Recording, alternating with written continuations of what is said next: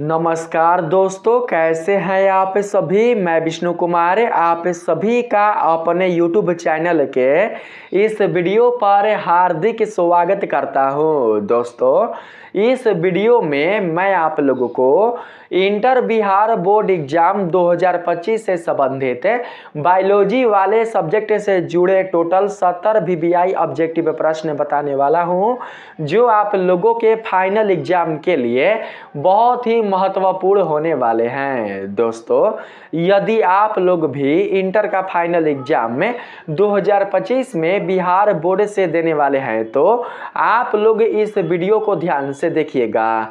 इस वीडियो में मैंने बायोलॉजी से संबंधित कुल जितने सारे ऑब्जेक्टिव प्रश्न लिया है, ये सभी के सभी प्रश्न आप लोगों के आगामी एग्जाम के लिए बहुत ही उपयोगी होने वाले हैं। तो चलिए बिना देर किए शुरू करते हैं अपने आज के इस वीडियो क्लासेज को। दोस्तों, यहाँ पर हमारे पास पहला सवाल है, निम्न में से कौन उभयलिंगी प्राणी है। आप लोगों को बताना है कि निम्नलिखित में से कौन उभयलिंगी प्राणी है। उभयलिंगी प्राणी का नाम आपको बताना है। मैंने इस वीडियो में टोटल 70 ऑब्जेक्टिव प्रश्न लिया है। आप लोग वीडियो के लास्ट में मेरे इस वीडियो के कमेंट सेक्शन में बताइएगा कि आपने 70 में से कितने प्रश्नों का सही जवाब दे पाया है। यहाँ पर पहला का सही आंसर आप लोग बताएंगे, ठीक है। जो भी बच्चे अच्छे से तैयारी किए होंगे बायोलॉजी सब्जेक्ट का, वो बता सकते हैं कि निम्नलिखित में से कौन उभयलिंगी प्राणी है। यहाँ पर पहला का सही आंसर क्या होगा। पहला का जो सही आंसर होगा वो होगा केचुआ। जी हाँ दोस्तों, आपने बिल्कुल सही सुना, उभयलिंगी प्राणी केचुआ है, इसलिए सही आंसर ऑप्शन नंबर डी होगा, ठीक है। चलिए 2 नंबर के सवाल में आते हैं। इसमें बोला गया है, कंद किसका रूपांतरण है। आप लोगों को बताना है कंद किसका रूपांतरण है। कंद कली का रूपांतरण है, तना का रूपांतरण है, जड़ का रूपांतरण है, या फिर संचयित जड़ का रूपांतरण है। किसका रूपांतरण कंद है, आप लोग बताइए। तो यहाँ पर 2 का दोस्तों सही आंसर हो जाएगा हमारे पास जड़ का। ऑप्शन नंबर सी बिल्कुल राइट आंसर होगा 2 नंबर का। तीसरा सवाल है यहाँ पर, जम्यूलस का निर्माण किसमें होता है। बताएंगे आप लोग, जम्यूलस का निर्माण किसमें होता है। जम्यूलस का निर्माण किसमें होता है दोस्तों। ईस्ट में होता है, हाइड्रा में होता है, अमीबा में होता है, या फिर स्पंज में होता है। जम्यूलस का निर्माण किस में होता है आप लोगों को बताना है। तो यहाँ पर 3 का सही आंसर हो जाएगा स्पंज में। जम्यूलस का निर्माण किस में होता है। जम्यूलस का निर्माण होता है स्पंज में। अगर आपका जवाब ऑप्शन नंबर डी था तो आपने बिल्कुल सही बताया है। यहाँ पर right answer option number D होगा। 4 नंबर के सवाल में चलते हैं दोस्तों। इसमें कहा गया है, इनमें से कौन नर युग्मक से संयोजन कर भ्रूण पोष बनाता है। आप लोग बताइए दोस्तों कि इनमें से कौन नर युग्मक से संयोजन कर भ्रूण पोष बनाता है। तो यहाँ पर 4 का सही आंसर हो जाएगा द्वितीय केंद्रक। द्वितीय केंद्रक ही नर युग्मक से संयोजन कर भ्रूण पोष बनाता है, इसलिए सही आंसर ऑप्शन नंबर डी होगा। 5 नंबर के सवाल में आते हैं। इसमें बोला गया है, निम्नांकित में से कौन जलीय घास है। आप लोग बोलिएगा दोस्तों, यहाँ पर सही आंसर निम्नांकित में से कौन जलीय जंगली घास है। जलीय जंगली घास, ठीक है। तो यहाँ पर 5 का राइट आंसर क्या होगा। 5 का यहाँ पर राइट आंसर होगा जलकुंभी। जलकुंभी हमारा जलीय जंगली घास है, इसलिए सही आंसर ऑप्शन नंबर सी होगा। जिन बच्चों ने ऑप्शन नंबर सी बताया था उन बच्चों का जवाब बिल्कुल सही है। 6 नंबर के सवाल में आते हैं। इसमें बोला गया है, निम्नांकित में से किस पौधे में 100 परागण होता है। निम्नांकित में से किस पौधे में 100 परागण होता है आप लोग बताइए। एक लिंगी में होता है, द्विलिंगी में होता है, या फिर दोनों में होता है, या फिर इनमें से किसी में नहीं होता। 6 का सही आंसर क्या होगा दोस्तों। 6 का सही आंसर होगा द्विलिंगी। द्विलिंगी पौधों में ही 100 परागण होता है, इसलिए right answer option number B होगा। 7 नंबर के सवाल में आते हैं। इसमें बोला गया है, निम्नांकित में से किस पौधे के प्रजातियों में बीज का उत्पादन असंजनन द्वारा होता है। आप लोग बताएंगे निम्नांकित में से किस पौधे के प्रजातियों में बीज का उत्पादन असंगणन द्वारा होता है। तो यहाँ पर 7 का राइट आंसर क्या होगा? 7 का राइट आंसर होगा एस्ट्रोटर्सिया एवं घास। एस्ट्रेरसिया एवं घास ही 7 का बिल्कुल राइट आंसर होगा, इसलिए ऑप्शन नंबर ए को याद रखेंगे। 8 नंबर के सवाल में आते हैं। इसमें बोला गया है भ्रूणपोष क्या है? बताएंगे दोस्तों, भ्रूणपोष क्या है? द्विगुणित है, अगुणित है, त्रिगुणित है, इनमें से कोई नहीं। बताइए भ्रूणपोष क्या है? 8 का सही आंसर क्या होगा? 8 का सही आंसर बताएंगे दोस्तों आप लोग। 8 का सही आंसर होगा त्रिगुणित। भ्रूणपोष हमारा त्रिगुणित है, इसलिए सही आंसर ऑप्शन नंबर सी होगा। 9 नंबर के सवाल में आते हैं। इसमें बोला गया है निम्न में से किसमें जल द्वारा परागण होता है? आप लोग बताएंगे कि इनमें से किसमें जल द्वारा परागण होता है? जलकुंभी में होता है, कमल में होता है, हाइड्रिला में होता है, या फिर बी और सी यानी कि कमल और हाइड्रिला दोनों में होता है। 9 का सही जवाब क्या होगा? 9 का सही जवाब हो जाएगा जलकुंभी। जलकुंभी में ही दोस्तों जल द्वारा परागण होता है, इसलिए 9 का सही आंसर ऑप्शन नंबर ए होगा। अगर किसी प्रश्न का उत्तर आपको याद ना हो तो आप लोग उसे जरूर से याद कर लीजिएगा, ठीक है। चलिए 10 नंबर के सवाल में आते हैं। इसमें बोला गया है इनमें से किसका पुष्पासन खाया जाता है? निम्नलिखित में से किसका पुष्पासन खाया जाता है दोस्तों? शरीफा का खाया जाता है, नारंगी का खाया जाता है, सेब का खाया जाता है, या फिर लीची का खाया जाता है? इनमें से किसका पुष्पासन खाया जाता है? आप लोग बताइए। 10 का यहाँ पर सही आंसर हो जाएगा नारंगी। नारंगी का पुष्पासन खाया जाता है, इसलिए 10 का right answer option number B होगा। आप लोग याद रखिएगा दोस्तों, यहाँ पर बी में आया है सेब, सेब याद रखिएगा, नारंगी नहीं। नारंगी हो गया है सी में ना, यहाँ पर थोड़ा सा हमसे मिस्टेक हो गया है। बी के स्थान पर सी आ गया है और सी के स्थान पर बी आ गया है। ऑप्शन नंबर बी में आने वाला जो पदार्थ है, जो फल है, वो है सेब, इसलिए आप लोगों का right answer option number B होगा, यानी कि सेब होगा। याद रखिएगा, जिन बच्चों ने सेब बताया था उन बच्चों का जवाब बिल्कुल सही है। सेब फल का ही पुष्पासन खाया जाता है, इसलिए 10 का right answer option number B होगा। 11 नंबर के सवाल में आते हैं। इसमें पूछा गया है गेहूं में परागण किसके द्वारा होता है? गेहूं में परागण किसके द्वारा होता है दोस्तों? वायु के द्वारा, कीट के द्वारा, पक्षी द्वारा, या फिर मनुष्य के द्वारा? कौन सा राइट ऑप्शन होगा आप लोग बताइए। 11 का यहाँ पर सही आंसर हो जाएगा वायु द्वारा। गेहूं में परागण की क्रिया वायु द्वारा होता है, इसलिए सही आंसर ऑप्शन नंबर ए होगा। 12 नंबर के सवाल में आते हैं। इसमें बोला गया है दोस्तों अनुवांशिक कूट में कितने कूट होते हैं? अनुवांशिक कूट में कितने कूट होते हैं दोस्तों? 4 होते हैं, 16 होते हैं, 32 होते हैं, या फिर 64 होते हैं? अनुवांशिक कूट में कूटों की संख्या कितनी होती है?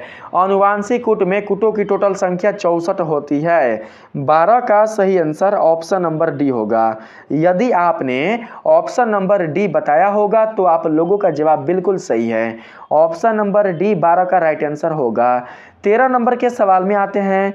इसमें कहा गया है जिबेरेलिन क्या है? आप लोग बताना कि जिबेरेलिन क्या है। दोस्तों आप सभी को पता है कि जिबेरेलिन एक प्रकार का हार्मोन है। क्या है? हार्मोन, जो कि पेड़ पौधों में पाया जाता है, यानी कि पादपों में पाया जाता है। तो यहाँ पर 13 का राइट आंसर हमारा ऑप्शन नंबर ए होगा, ठीक है, ऑप्शन नंबर ए। 14 नंबर के सवाल में आते हैं। इसमें दोस्तों बोला गया है गर्भाशय में कॉपर टी के एक प्रभावी एवं अंतःगर्भाशयी युक्ति होने का मुख्य कारण है। गर्भाशय में कॉपर टी के एक प्रभावी एवं अंतःगर्भाशयी युक्ति होने का मुख्य कारण क्या है? आप लोग बताइएगा। तो यहाँ पर 14 का सही आंसर क्या होगा दोस्तों? शुक्राणुओं की निषेचन क्षमता में कमी हो जाएगा, या फिर गर्भाशय में कॉपर आयन मोचित होने के कारण शुक्राणुओं की भक्षकाणु क्रिया में वृद्धि हो जाएगा, या फिर शुक्राणुओं की गतिशीलता में कमी हो जाएगा या फिर ये तीनों ही हो जाएंगे? बताएंगे 14 का राइट आंसर। दोस्तों 14 का राइट आंसर सभी होगा, ए भी होगा, बी भी होगा और सी भी होगा। ये तीनों ही मुख्य कारण होंगे, इसलिए सही आंसर ऑप्शन नंबर डी हमारा होगा, उपयुक्त में सभी। ठीक है, चलिए 15 नंबर के सवाल में आते हैं। यहाँ पर बोला गया है जनसंख्या का अध्ययन कहलाता है। जनसंख्या का अध्ययन क्या कहलाता है दोस्तों? जनसंख्या का जो अध्ययन है वो कहलाता है डेमोग्राफी। क्या कहलाता है? डेमोग्राफी। तो यहाँ पर right answer option number D होगा। किसी भी प्रश्न को आप लोग बिल्कुल भी हल्के में नहीं लीजिएगा, क्योंकि ये प्रश्न आप लोगों के फाइनल एग्जाम में पूछे जा सकते हैं। इसलिए आप लोग ध्यान से सारे प्रश्नों को पढ़ लीजिएगा और उनके जो उत्तर हैं उसे जरूर से याद कर लीजिएगा। यहाँ पर 16 नंबर के अगर हम सवाल में आए तो इसमें कहा गया है सबसे अधिक तथा सबसे कम जीन वाले मानव गुणसूत्र इनमें से कौन है? आप लोग बताइए कि सबसे अधिक तथा सबसे कम जीन वाले मानव गुणसूत्र इनमें से कौन है? सेस्टर 21 एवं 4 है, विद्यार्थी 1 एवं x है, विद्यार्थी 1 एवं y है, गुणसूत्र x एवं y है। इनमें से कौन सा राइट होगा आप लोग बताएंगे दोस्तों? यहाँ पर राइट आंसर क्या होगा? यहाँ पर 16 का राइट आंसर होगा विद्यार्थी 1 एवं यहाँ पर सही आंसर ऑप्शन नंबर सी होगा। 17 नंबर के सवाल में आते हैं। इसमें बोला गया है मेंडल ने प्रतिपादित किया। मेंडल ने क्या प्रतिपादित किया दोस्तों? संलग्नता का नियम प्रतिपादित किया, आनुवंशिकता का नियम प्रतिपादित किया, थर्मोडायनामिक्स का नियम प्रतिपादित किया या फिर इनमें से कोई भी नियम प्रतिपादित नहीं किया? आप लोग बताएंगे। यहाँ पर 17 का सही आंसर क्या होगा? 17 का यहाँ पर सही आंसर होगा आनुवंशिकता। आनुवंशिकता का नियम ही मेंडल ने प्रतिपादित किया था, इसलिए right answer option number B होगा। ठीक, चलिए 18 नंबर के सवाल में आते हैं। इसमें बोला गया है एक जीन जोड़ा दूसरे जीन जोड़े के प्रभाव को रोकता है किसमें? किसमें रोकता है दोस्तों? किस में एक जीन जोड़ा दूसरे जीन जोड़े के प्रभाव को रोकता है? प्रभाविता में या फिर पॉलीमेरिज्म में या फिर एपिस्टेटिस में या फिर अप्रभाविकता में? किस में रोकता है आप लोग बताएंगे?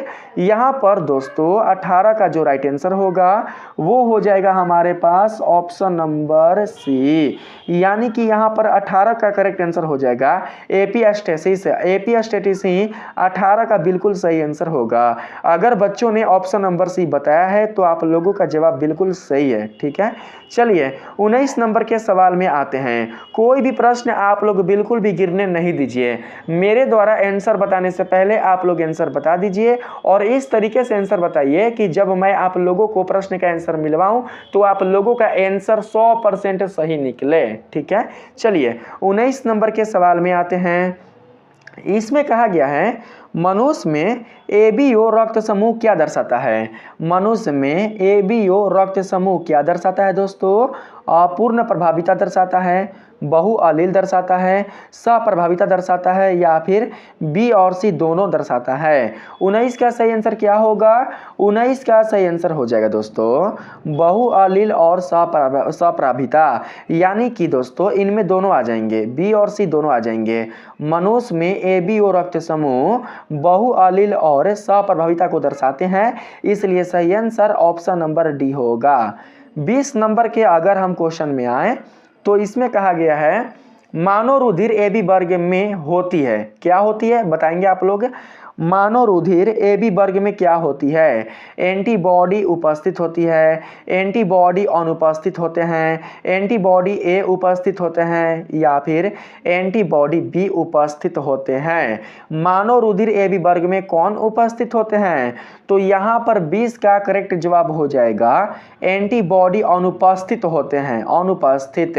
यहाँ पर सही आंसर ऑप्शन नंबर बी होगा किसका? तो 20 नंबर सवाल का। ठीक है, 20 नंबर सवाल का सही आंसर ऑप्शन नंबर बी होगा। 21 नंबर के सवाल में आते हैं। इसमें कहा गया है डीएनए के पायरीमिडीन में पाया जाता है। डीएनए के पायरीमिडीन में क्या पाया जाता है? डीएनए के पायरीमिडीन में पाया जाता है थायमिन एवं साइटोसिन। क्या पाया जाता है? थायमिन एवं साइटोसिन। 21 का सही आंसर ऑप्शन नंबर ए होगा। 22 नंबर के सवाल में आते हैं।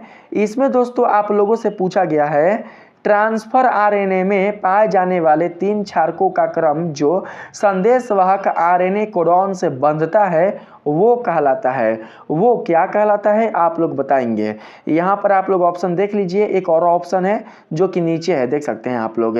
यहाँ पर ऑप्शन नंबर डी में है समापन कोडान, यहाँ पर सी में है एंटी कोडान, बी में है नॉनसेंस कोडान और ए में है त्रिक। यहाँ पर सही आंसर क्या होगा बताएंगे दोस्तों।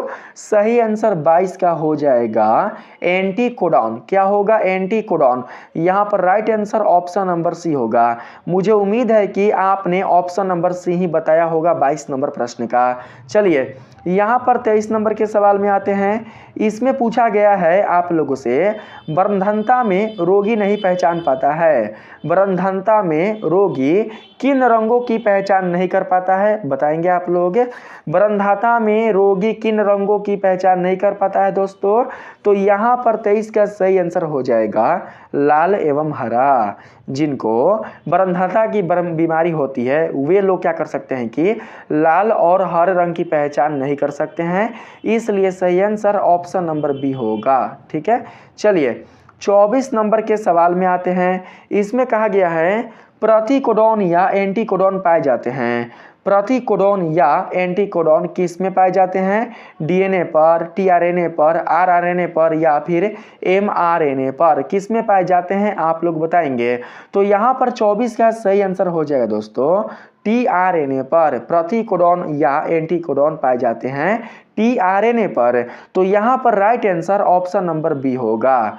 25 नंबर की यदि हम सवाल में आए दोस्तों, तो 25 नंबर के सवाल में पूछा गया है आप लोगों से, निम्न में से कौन मोबाइल आनुवांशिक पदार्थ है? निम्नलिखित में से कौन मोबाइल आनुवांशिक पदार्थ है?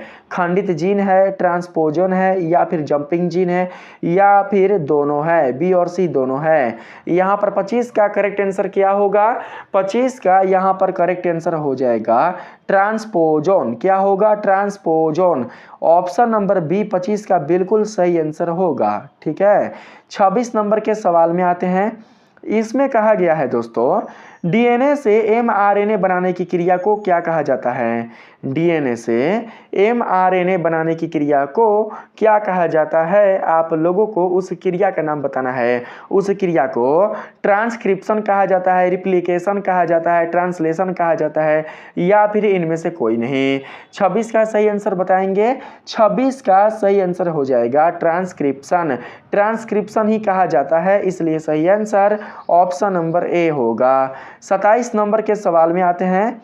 इसमें कहा गया है एक मोनोसिस्ट्रोनिक संरचनात्मक जीन में कूट लेखन अनुक्रम कहलाता है। एक मोनोसिस्ट्रोनिक संरचनात्मक जीन में कूट लेखन अनुक्रम क्या कहलाता है? यहाँ पर राइट आंसर क्या होगा आप लोग बताएंगे। 27 का दोस्तों राइट आंसर होगा व्यक्तक। व्यक्तक ही आप लोगों का बिल्कुल सही आंसर होगा। मुझे पता है कि आपने ऑप्शन नंबर बी ही सिलेक्ट किया होगा। यहाँ पर ऑप्शन नंबर बी 27 का बिल्कुल राइट आंसर होगा। 28 नंबर के सवाल में आते हैं। इसमें कहा गया है दोस्तों, ड्रायोपिथिकस इनमें किसके अधिक समान है? ड्रायोपिथिकस इनमें से किसके अधिक समान थे दोस्तों बताएंगे आप लोग। एप के समान थे, गोरिल्ला के समान थे, चिंपांजी के समान थे या फिर मनुष्य के समान थे? 28 का राइट आंसर हमारा क्या होगा? 28 का राइट आंसर होगा ऐप के। किसके? ऐप के। तो यहाँ पर सही आंसर ऑप्शन नंबर ए होगा, यानी कि लंगूर के। लंगूर को ही ऐप कहा जाता है। आइए चलते हैं 29 नंबर के सवाल में। यहाँ पर पूछा गया है जीवाश्म सामान्यतः किसमें पाए जाते हैं? जीवाश्म सामान्यतः किसमें पाए जाते हैं दोस्तों? रूपांतरित चट्टान में, आग्नेय चट्टान में, तलछटी चट्टान में या फिर इनमें से सभी चट्टानों में पाए जाते हैं। तो यहाँ पर 29 का सही आंसर आप लोगों को बताना है। 29 का यहाँ पर राइट आंसर होगा रूपांतरित चट्टान। 29 का सही आंसर क्या होगा? रूपांतरित चट्टान। जीवाश्म जो होते हैं वो सामान्यतः रूपांतरित चट्टान में पाए जाते हैं, इसलिए सही आंसर ऑप्शन नंबर ए होगा। 30 नंबर के सवाल में आते हैं। इसमें कहा गया है the origin of a species पुस्तक किसने लिखी है। आप लोग बताइए कि the origin of a species पुस्तक को लिखने वाले कौन हैं। तो यहाँ पर 30 का राइट आंसर होगा चार्ल्स डार्विन। चार्ल्स डार्विन ने ही इस पुस्तक को लिखा है, इस पुस्तक की रचना की है, इसलिए सही आंसर ऑप्शन नंबर ए होगा। 31 नंबर के सवाल में आते हैं दोस्तों। इसमें कहा गया है क्रमिक विकास में योगदान किसका होता है। क्रमिक विकास में योगदान किसका होता है। स्वपरागण का होता है, परपरागण का होता है, या फिर कायिक प्रवर्धन का होता है, या फिर संकरण का होता है। ऑप्शन आपके सामने है, बता सकते हैं। बताइए 31 का राइट आंसर क्या होगा। 31 का राइट आंसर हो जाएगा परपरागण। परपरागण ही 31 का बिल्कुल सही आंसर होगा। क्रमिक विकास में परपरागण का बहुत ही बड़ा योगदान होता है, इसलिए सही जवाब ऑप्शन नंबर बी होगा। 32 नंबर के सवाल में आते हैं। कहा गया है एकिडना है, बताएंगे आप लोग एकिडना क्या है। बहुत ही दोस्तों इंपॉर्टेंट क्वेश्चन है, कई बार बिहार बोर्ड के द्वारा दोस्तों ये पूछा जा चुका है। आप लोग बताएंगे कि एकिडना क्या है, एकिडना क्या है, बताइए एकिडना क्या है। मुझे उम्मीद है कि बहुत सारे बच्चों ने बता भी दिया होगा कि एकिडना क्या है। एकिडना दोस्तों एक प्रकार का योजक कड़ी है। क्या है, योजक कड़ी। तो यहाँ पर सही आंसर हमारा ऑप्शन नंबर ए होगा। 32 का करेक्ट आंसर क्या होगा, ऑप्शन नंबर ए। 33 नंबर के सवाल में आते हैं। बोला गया है इनमें से कौन 100 प्रतिरक्षा रोग का उदाहरण है। इनमें से कौन 100 प्रतिरक्षा रोग का उदाहरण है दोस्तों, आप लोग बताइए। यहाँ पर 33 का राइट आंसर क्या होगा। 33 का यहाँ पर राइट आंसर हो जाएगा रूमेटॉइड आर्थराइटिस। रूमेटॉइड आर्थराइटिस ही 33 का बिल्कुल सही जवाब होगा। 34 नंबर के सवाल में आते हैं। इसमें कहा गया है ऐसे पदार्थ जिनके प्रति प्रतिरक्षा अनुक्रिया होती है उसे क्या कहा जाता है। ऐसे पदार्थ जिनके प्रति प्रतिरक्षा अनुक्रिया होती है उसे क्या कहा जाता है। एलर्जन कहा जाता है, टीका कहा जाता है, एंटीबॉडी कहा जाता है, या फिर एंटीजन कहा जाता है। क्या कहा जाता है बताएंगे आप लोग। तो दोस्तों यहाँ पर 34 का हमारे पास सही आंसर हो जाएगा क्या। तो 34 का हमारे पास सही आंसर हो जाएगा एंटीबॉडी। एंटीबॉडी कहा जाता है, इसलिए सही आंसर ऑप्शन नंबर सी होगा। 35 नंबर के सवाल में आते हैं। आपके सामने 35 नंबर का क्वेश्चन आ चुका है। बताइए कि 35 का सही आंसर क्या होगा। इसमें कहा गया है रेस्ट्रिक्शन विकार है। रेस्ट्रिक्शन विकार क्या है दोस्तों, बताएंगे आप लोग। रेस्ट्रिक्शन विकार क्या है। तो यहाँ पर 35 का सही आंसर हो जाएगा एंडोनेक्यूलियाज। एंडोनेक्यूलियाज ही रेस्ट्रिक्शन विकार है। तो यहाँ पर बी ऑप्शन आपका 35 का बिल्कुल सही आंसर होगा, ऑप्शन नंबर बी। ठीक है, अगर आपने ऑप्शन नंबर बी बताया होगा तो आपने बिल्कुल सही बताया है। यहाँ पर 36 नंबर के सवाल में आते हैं। 36 नंबर का जो सवाल है इसमें कहा गया है दोस्तों आप लोगों से क्षय रोग का संक्रमण मुख्यतः किसके द्वारा होता है। क्षय जो रोग है उसका संक्रमण मुख्यतः किसके द्वारा होता है बताएंगे। हवा के द्वारा, जल के द्वारा, कीटों के द्वारा, या फिर संपर्क से। किसके द्वारा होता है दोस्तों बताएंगे। यहाँ पर 36 का राइट आंसर क्या होगा। 36 का राइट आंसर होगा हवा के द्वारा। हवा के द्वारा ही क्षय रोग होता है, इसलिए सही आंसर ऑप्शन नंबर ए होगा। 37 नंबर के सवाल में पूछा गया है ओपियम किससे प्राप्त होती है। ओपियम यानी कि अफीम किससे प्राप्त होती है दोस्तों। तो यहाँ पर 37 का सही जवाब हो जाएगा पेपावर सोमनीफेरम से। पेपावर सोमनीफेरम से ही अफीम प्राप्त होती है, इसलिए सही आंसर ऑप्शन नंबर डी होगा। 38 नंबर सवाल है एएमपी जीन किस में प्रतिरोधक क्षमता विकसित करने हेतु उत्तरदायी है। एएमपी जीन किस में प्रतिरोधक क्षमता विकसित करने हेतु उत्तरदायी है। आप लोग बताइए रोगाणुओं में, कीटों में, प्रतिजैविक में, या फिर सूखा के विरुद्ध। कौन सा राइट आंसर होगा बताएंगे 38 का आप लोग। 38 का दोस्तों यहाँ पर राइट आंसर हो जाएगा हमारा ऑप्शन नंबर सी। 38 का राइट ऑप्शन नंबर सी होगा, यानी कि प्रतिजैविक में। प्रतिजैविक ही 38 का बिल्कुल राइट आंसर होगा। 39 नंबर के सवाल में आते हैं। देखिए इसमें पूछा गया है आप लोगों से, एड्स कारक HIV सर्वप्रथम नष्ट करता है। एड्स कारक HIV सर्वप्रथम क्या नष्ट करता है? तो यहाँ पर 39 का सही आंसर हो जाएगा helper T lymphocytes. Helper T lymphocytes वाला जो कोशिका है उसको ही खत्म करता है, इसलिए सही आंसर ऑप्शन नंबर ए होगा। 40 नंबर के सवाल में आते हैं। इसमें कहा गया है इनमें से कौन जीवाणु जनित रोग है? जीवाणु जनित रोग कौन है दोस्तों? कुष्ठ रोग है, क्षय रोग है, हैजा है या फिर सभी रोग ही हैं?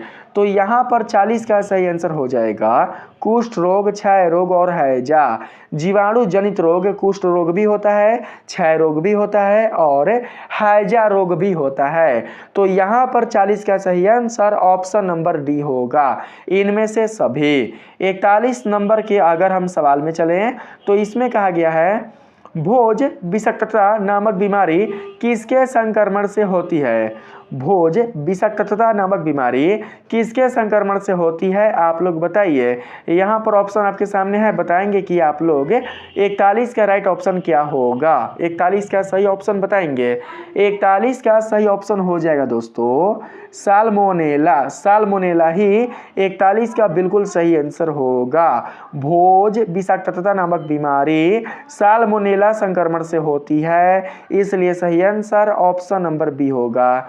42 नंबर के सवाल में आते हैं। इसमें कहा गया है PCR से किसकी जांच होती है? PCR से HIV का जांच होता है, क्षय रोग का जांच होता है, हैजा का जांच होता है या फिर कैंसर का जांच होता है। PCR से जिस बीमारी की जांच होती है आप लोगों को उस बीमारी का नाम बताना है, तो बताएंगे 42 का सही आंसर। 42 का सही आंसर होगा दोस्तों HIV का। PCR से HIV का जांच होती है, इसलिए right answer option number A होगा। 43 नंबर के सवाल में यदि हम आए तो दोस्तों इसमें कहा गया है फलेवर सेवर इनमें से क्या है? फलेवर सेवर इनमें से क्या है दोस्तों?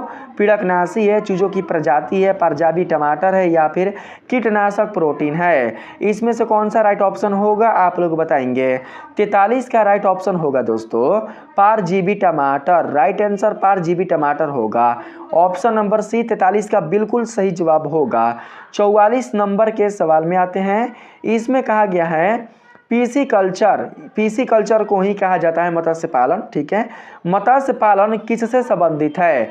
जलीय पौधों से, जलीय जंतुओं से, रेशम के कीट से या फिर लाह के कीट से? 44 का सही आंसर बताएंगे दोस्तों आप लोग। 44 का सही आंसर हमारे पास हो जाएगा जलीय जंतुओं से। मत्स्य जो पालन है वो जलीय जंतु से संबंधित है, क्योंकि मछली जल में ही रहती है, इसलिए right answer option number B होगा। 45 नंबर के सवाल में आते हैं। इसमें कहा गया है निम्नलिखित में सोनालिका और कल्याण सोना किसकी किस्म है? बताएंगे दोस्तों निम्नलिखित में सोनालिका और कल्याण सोना किसकी किस्म है? धान की है, गेहूं की है, मक्का की है या फिर मटर की है? 45 का सही आंसर क्या होगा? 45 का सही आंसर हो जाएगा बाबू गेहूं।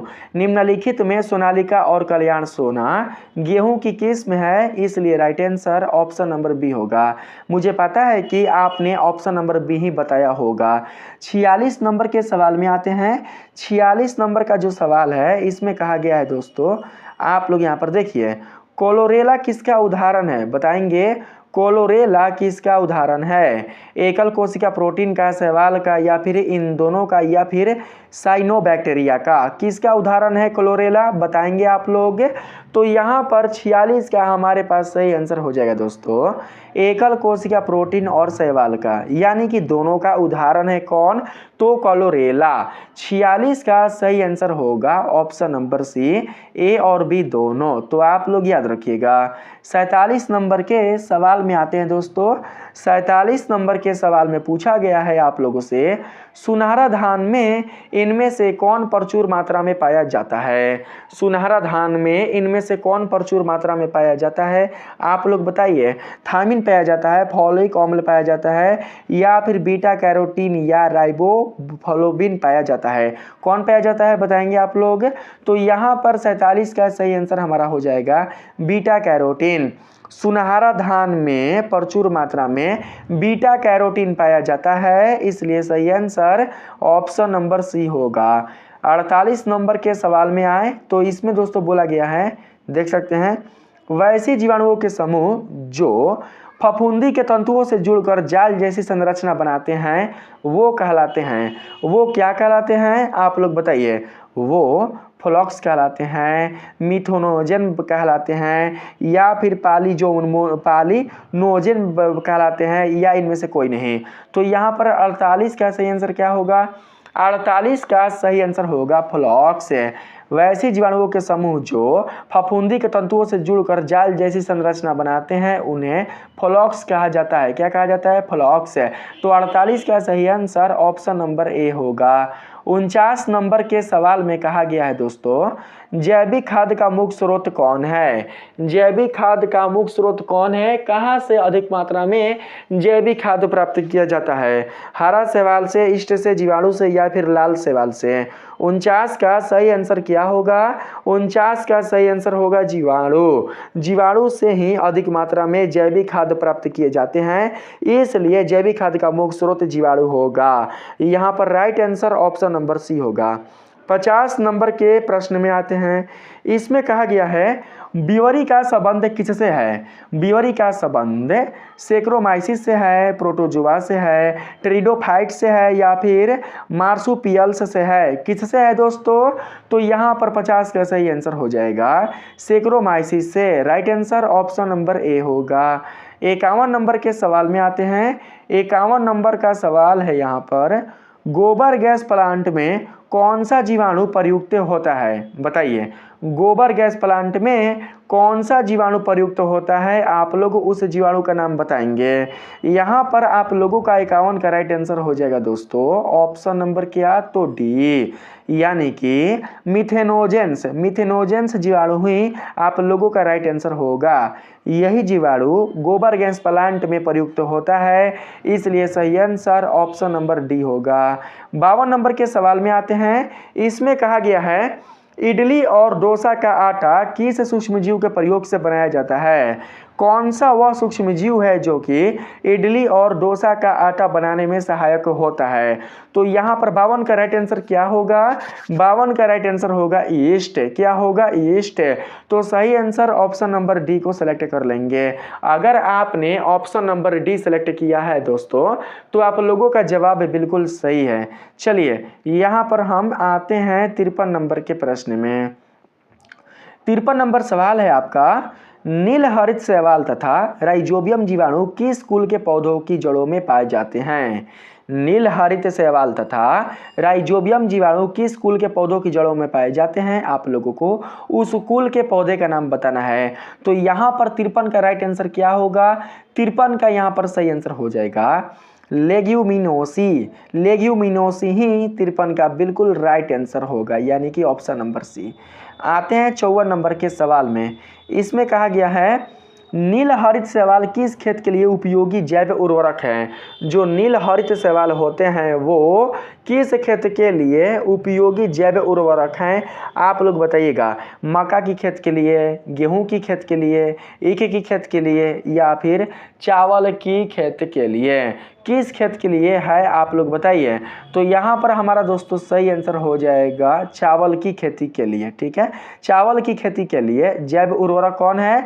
तो नील हरित शैवाल है। 54 का सही आंसर हमारे पास ऑप्शन नंबर डी होगा। 55 नंबर के सवाल में आते हैं। इसमें आप लोगों से पूछा गया है दोस्तों, निम्नलिखित में कौन सा फफूंदी साइक्लोओरोस्पिन ए बनाता है?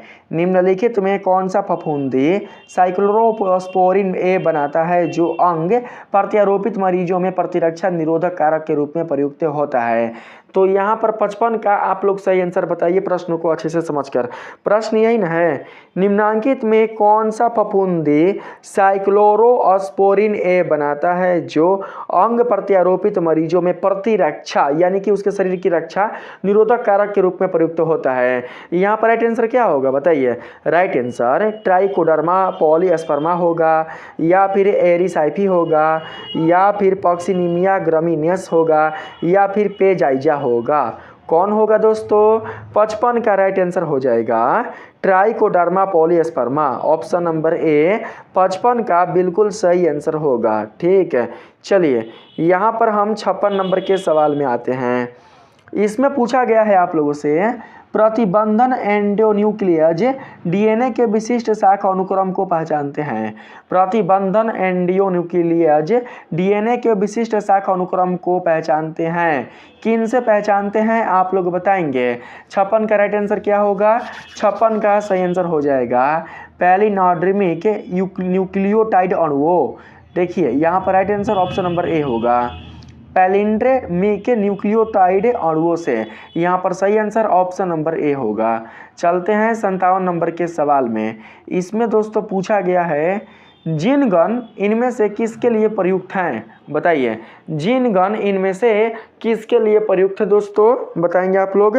पादप कोशिकाओं का रूपांतरण के लिए, डीएनए अंगुली छाप प्रक्रिया के लिए, आम हानिकारक रोगजनक संवाहक के लिए, या फिर यहाँ पर एक और ऑप्शन है, देख सकते हैं, संवाहकों के साथ जुड़कर पुनर्नियोजन डीएनए का निर्माण करने के लिए। किसके लिए उपयुक्त है बताएंगे आप लोग। तो यहाँ पर दोस्तों हमारे पास सही आंसर क्या होगा? तो सही आंसर ऑप्शन नंबर डी होगा, संवाहकों के साथ जुड़कर पुनर्नियोजन डीएनए का निर्माण करने के लिए। तो right answer option number D को याद रखेंगे। 58 नंबर सवाल है, ट्रांसजेनिक मूसों का प्रयोग किसके लिए कर सकते हैं? ट्रांसजेनिक मूसों का प्रयोग किसके लिए किया जाता है? तो यहाँ पर 58 के लिए सही आंसर होगा वैक्सीन की सुरक्षात्मक जांच हेतु। वैक्सीन की सुरक्षात्मक जांच हेतु ही मूसों का प्रयोग किया जाता है। 59 नंबर के सवाल में आते हैं। इसमें कहा गया है आप लोगों से, इनमें से कौन डीएनए कृंतकीकरण में वाहक नहीं है? निम्नलिखित में से कौन डीएनए कृंतकीकरण में वाहक नहीं है? आप लोग बताएंगे। बीएसी एवं वाईएसी, या फिर अभिव्यक्ति वाहक, या फिर टीडीएनए, या फिर इनमें से कोई नहीं। कौन होगा 59 का सही आंसर? 59 का सही आंसर हो जाएगा दोस्तों अभिव्यक्ति वाहक, यानी कि ऑप्शन नंबर बी 59 का बिल्कुल राइट आंसर होगा। 60 नंबर के सवाल में आते हैं। इसमें आप लोगों से पूछा गया है, मॉस का पौधा शुष्क वातावरण में अपना जीवन का चक्र पूर्ण नहीं कर पाता, क्योंकि यानी कि आपको बताना है कारण, क्यों नहीं कर पाता बताएंगे आप लोग। क्योंकि पानी की कमी के कारण है, वायु निषेचन के कारण है, पानी की अधिकता कारण, या फिर इनमें से कोई नहीं। कौन सा 60 का यहाँ पर राइट आंसर होगा आप लोग बताइए। 60 का यहाँ पर राइट आंसर होगा पानी की कमी के कारण। ठीक है, पानी की कमी के कारण ही दोस्तों यहाँ पर मॉस के पौधा का शुष्क वातावरण में जीवन चक्र पूर्ण नहीं हो पाता है, इसलिए सही आंसर ऑप्शन नंबर ए होगा। 61 नंबर के सवाल में आते हैं। इसमें देखिए कहा गया है, नए प्रजातियों के निर्माण का मुख्य कारक है। नए प्रजातियों के निर्माण का मुख्य कारक कौन है दोस्तों? प्रतियोगिता है, उत्परिवर्तन है, विलयन है, या फिर निरंतर विविधता है? कौन है बताइए। 61 का यहाँ पर सही आंसर हो जाएगा ऑप्शन नंबर बी उत्परिवर्तन। ऑप्शन नंबर बी 61 का बिल्कुल राइट आंसर होगा। 62 नंबर के सवाल में है दोस्तों, निम्न में से कौन आहार श्रृंखला सही है? इनमें से आहार श्रृंखला कौन सही है आप लोग बताइए। आहार श्रृंखला सही है दोस्तों यहाँ पर घास मछली नहीं, यहाँ पर हाई वाला ऑप्शन नंबर बी वाला ना। देखिए घास को बकरी खाएगी और बकरी को शेर खाएगा, यहाँ पर right answer option number B होगा। 63 नंबर के सवाल में आते हैं दोस्तों। इसमें कहा गया है आप लोगों से, द्वितीयक उत्पादन से संबंधित है। द्वितीयक उत्पादन से क्या संबंधित है? द्वितीयक उत्पादन से जो संबंधित है वो दोस्तों संबंधित है क्या? तो वो संबंधित है शाकाहारी। द्वितीयक उत्पादन से संबंधित है शाकाहारी, इसलिए सही आंसर ऑप्शन नंबर बी होगा। 64 नंबर के सवाल में आते हैं। यहाँ पर कहा गया है, राष्ट्रीय उद्घाटन में सुरक्षा प्रदान की जाती है। राष्ट्रीय उद्घाटन नहीं है, उद्यान है। उद्यान का मतलब बगीचा होता है। ठीक है, उद्यान का मतलब क्या होता है? उद्यान का मतलब बगीचा, गार्डन, वाटिका होता है। तो यहाँ पर दोस्तों कहा गया है आप लोगों से, राष्ट्रीय उद्यान में सुरक्षा प्रदान की जाती है। किसकी सुरक्षा प्रदान की जाती है? फ्लोरा की, फौना की, पारिस्थितिकी तंत्र की, या फिर ए और बी दोनों की। तो यहाँ पर 64 का सही आंसर हमारे पास हो जाएगा ए और बी दोनों की, यानी कि फ्लोरा और फौना की। तो सही आंसर ऑप्शन नंबर डी होगा। 65 नंबर के सवाल में आते हैं। इसमें कहा गया दोस्तों, गिर अभयारण्य प्रसिद्ध है। गिर अभयारण्य किसके लिए प्रसिद्ध है बताएंगे। तो यहाँ पर 25 नहीं 65 के लिए दोस्तों जो राइट आंसर होगा वो हो जाएगा शेर के लिए। गिर अभयारण्य शेरों के लिए प्रसिद्ध है। किसके लिए? शेरों के लिए। तो सही आंसर ऑप्शन नंबर सी होगा। 66 नंबर के सवाल में आते हैं। इसमें देखिए 66 नंबर का जो सवाल है इसमें कहा गया है उष्णकटिबंधीय क्षेत्र में शीतोष्ण क्षेत्र से अधिक जातीय विविधता का प्रमुख कारण क्या है। उष्णकटिबंधीय क्षेत्र में शीतोष्ण क्षेत्र से अधिक जातीय विविधता का प्रमुख कारण क्या है आप लोग बताइए। पहला ऑप्शन है, आप लोग देख लीजिए दोस्तों, पहला ऑप्शन में क्या कहा गया है।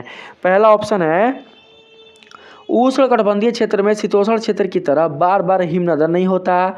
ऑप्शन नंबर बी में है उष्णकटिबंधीय पर्यावरण निकेत विशिष्टीकरण की प्रोत्साहित करता है। और सी नंबर में है उष्णकटिबंधीय क्षेत्र में अधिक सौर ऊर्जा उपलब्ध होने से उत्पादन अधिक होता है। या फिर इनमें से सभी। कौन सा राइट आंसर होगा आप लोग बताएंगे दोस्तों। 66 का सही आंसर। 66 का सही आंसर हमारे पास क्या होगा तो हो जाएगा दोस्तों इनमें से सभी। ये तीनों ही होंगे, ये वाला और ये वाला, ये तीनों ही होंगे। इसलिए सही आंसर ऑप्शन नंबर हमारा डी होगा। चलिए यहाँ पर 67 नंबर के सवाल में आते हैं। 67 नंबर सवाल दोस्तों हमारे पास, वायुमंडल के निचले भाग से शिखर तथा वायु स्तंभ में ओजोन की मोटाई किस इकाई में मानी जाती है। वायुमंडल के निचले भाग से शिखर तक की वायु में ओजोन की मोटाई किस स्तंभ तक मानी जाती है, आप लोगों को उसकी ऊंचाई बतानी है। तो यहाँ पर 67 के लिए राइट आंसर हो जाएगा हमारे पास डॉप्सन इकाई। डॉप्सन इकाई ही 67 का बिल्कुल राइट आंसर होगा, इसलिए ऑप्शन नंबर ए को याद रखेंगे। 68 नंबर के सवाल में आते हैं। इसमें दोस्तों आप लोगों से पूछा गया है 68 नंबर के सवाल में निम्नलिखित में कौन सी एक ग्रीन हाउस गैस नहीं है। ग्रीन हाउस गैस कौन नहीं है आप लोग बताइए। मीथेन नहीं है, कार्बन डाइऑक्साइड नहीं है, क्लोरोफ्लोरोकार्बन नहीं है, या फिर हाइड्रोजन नहीं है। दोस्तों मीथेन, कार्बन डाइऑक्साइड, क्लोरोफ्लोरोकार्बन ये सभी गैस से एक ग्रीन हाउस गैस है। लेकिन अगर हम बात करें हाइड्रोजन का तो हाइड्रोजन बिल्कुल भी ग्रीन गैस ग्रीन हाउस नहीं है, इसलिए सही आंसर हो जाएगा ऑप्शन नंबर डी। ठीक है, यहाँ पर चलते हैं 69 नंबर के सवाल में। इसमें बोला गया है मीन मफलर किस प्रकार के प्रदूषण के निदान हेतु प्रयुक्त होता है। यहाँ पर दोस्तों सच छूट गया है। ठीक है, यहाँ पर किस है, किस क्या है, किस। ठीक है, याद रखना। मीन मफलर किस प्रकार के प्रदूषण के निदान हेतु प्रयुक्त होता है बताइए। मृदा के, गल के, वायु के, या फिर ध्वनि के।